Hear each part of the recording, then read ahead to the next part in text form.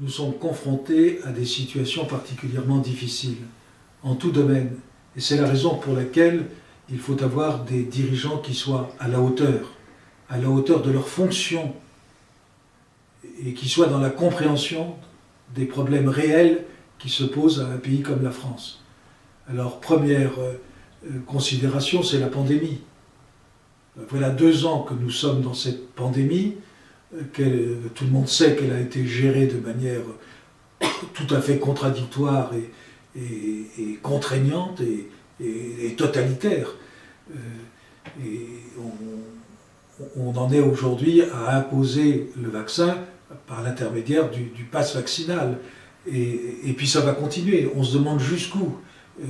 Alors Macron, qui est un petit peu futé, qui se croit très futé, plus futé qu'il n'est en réalité, évidemment profite de cette pandémie pour exercer un pouvoir quasi illimité sur la population française.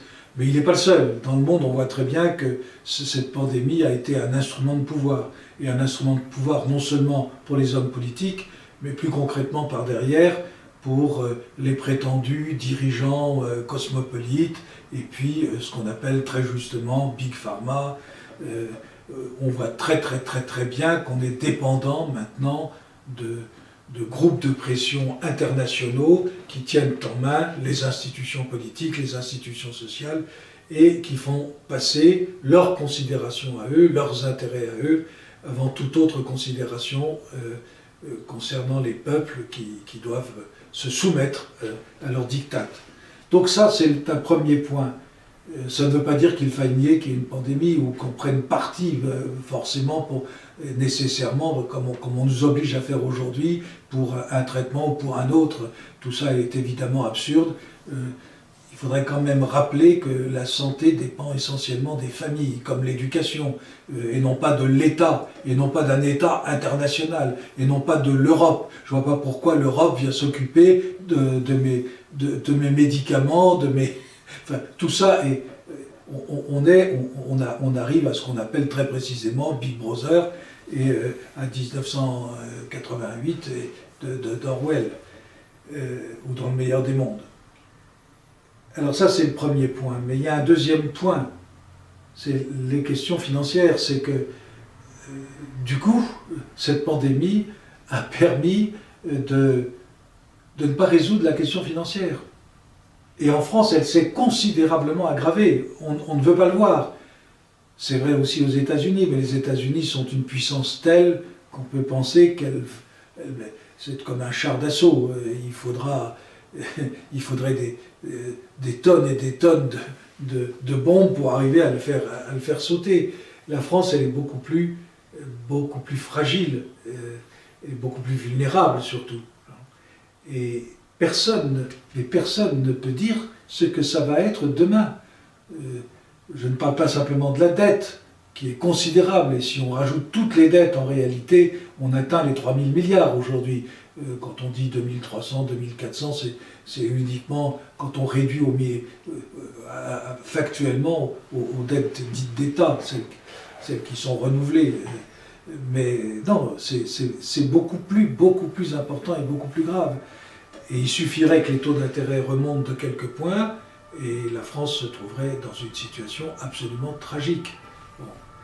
Alors il y a cette question financière, et puis la pandémie a permis à l'État de tenir tout en main. Au lieu de prendre des décisions qui auraient permis à l'économie de vivre par elle-même, l'économie est devenue complètement dépendante des subventions d'État, comme notre agriculture est devenue, à cause de la stupide politique agricole commune de ces dernières années, est devenue totalement dépendante des primes de l'Europe. Donc on n'a plus une économie saine, et d'autant plus que cette économie est bradée par ailleurs. C'est-à-dire que tous les jours, on apprend que tel ou tel site industriel est en train de disparaître pour passer en Roumanie, pour passer en Bulgarie, ou pour partir en Chine, en fait, concrètement, pour la plupart du temps, enfin du moins dans les années précédentes. Donc il y a quelque chose vraiment de très grave là aussi. Donc sur le plan sanitaire, sur le plan financier, j'ajouterais sur le plan sociétal.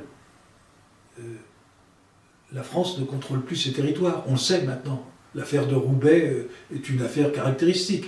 Comme dit très bien Éric Zemmour, ben nous avons l'Afghanistan à 200 km de Paris. En réalité, ce n'est pas 200 km de Paris, on va en Seine-Saint-Denis et c'est déjà là.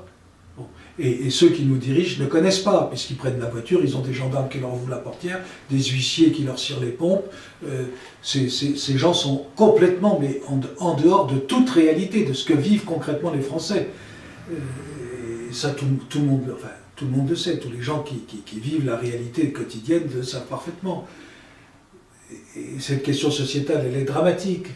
On a détruit les familles. Sous prétexte de permettre le mariage pour tous, de permettre les familles recomposées. Bref, on a détruit l'ordre familial. Et comme l'ordre familial est détruit, il se trouve que de fait, et effectivement, même l'institution traditionnelle est pervertie en elle-même maintenant.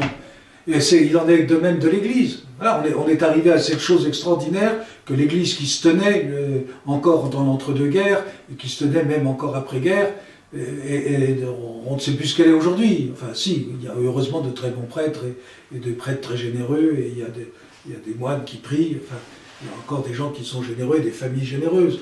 Mais ce qu'il y a d'extraordinaire, c'est qu'on détruit, et après on se plaint d'être détruit. C'est comme pour les dames, elles veulent se libérer, puis en même temps elles sont là à se plaindre de ce qu'elles sont agressées. Ben, elles sont agressées, bien sûr, si on crée une société d'agression, c'est normal qu'elles soient agressées. Enfin, j'ose dire c'est normal, c'est pas normal. Évidemment qu'il faut protester. Je ne sais plus laquelle d'entre elles, juste après la Révolution, avait dit, vous savez, ben c'était Madame Vigée-Lebrun, je crois, elle disait, au XVIIIe siècle, les femmes en France étaient les reines. Reines des salons, reines de la société, reines des familles. C'était comme ça. Après la Révolution, elles ont déjà perdu considérablement de leur statut sous prétexte d'égalité. Oui, bon. En réalité, on les a écrasées. Bon, voilà. Mais il y a encore une quatrième considération. C'est qu'on voit bien que le monde actuel, loin de s'unir, contrairement aux chimères macroniennes et aux chimères cosmopolites, loin de s'unir, est un monde qui est en train de se fracturer. Pas simplement même à l'intérieur des sociétés, mais dans le monde entier. On voit bien ce qui se passe au Sahel.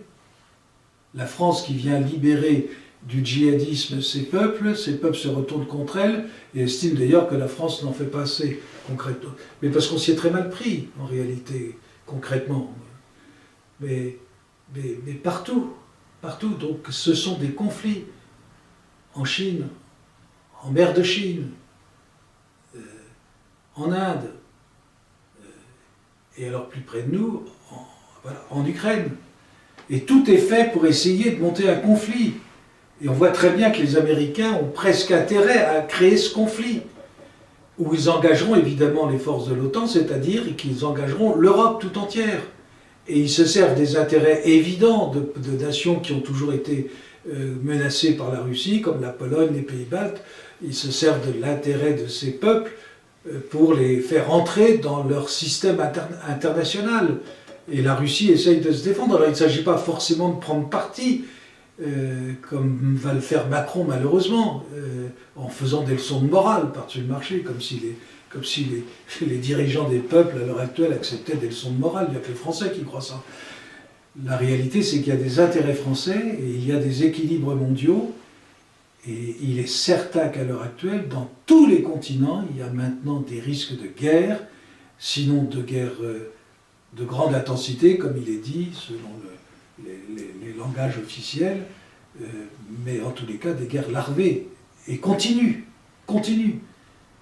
Non seulement de peuple à peuple, mais vraisemblablement aussi maintenant, de plus en plus, dans les nations en tous les cas, qui n'arrivent pas à avoir des institutions fortes, des guerres intestines, des guerres civiles, des guerres claniques.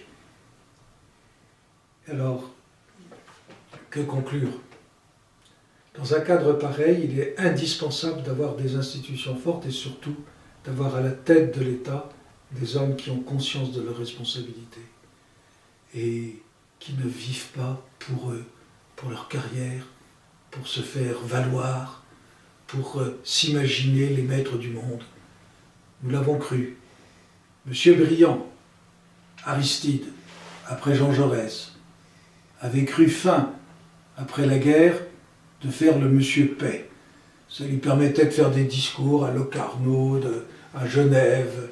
Il faisait des discours. Arrière, les mitrailleuses. La politique de Briand, il est mort malheureusement au moment où l'hitlérisme arrivait au pouvoir. Je dis bien malheureusement, parce qu'il n'a pas vu les conséquences des actes qu'il a posés. Son pacifisme a abouti à la guerre. C'est un honneur de l'Action française d'avoir dénoncé cette imposture. Vous avez des pacifistes, des belleurs de paix qui sont concrètement des fauteurs de guerre et des fauteurs de désordre. Aristide Briand, il est le responsable direct, lui et toute sa bande de politiciens, tous ceux qui ont dirigé la France entre les deux guerres, jusqu'à Léon Blum et jusqu'à Daladier, ils sont responsables directement du désastre de 1940 et par conséquent de tout ce qui en a suivi. Tout ce qui en a suivi. Et voilà, ils ont ouvert la porte à la barbarie.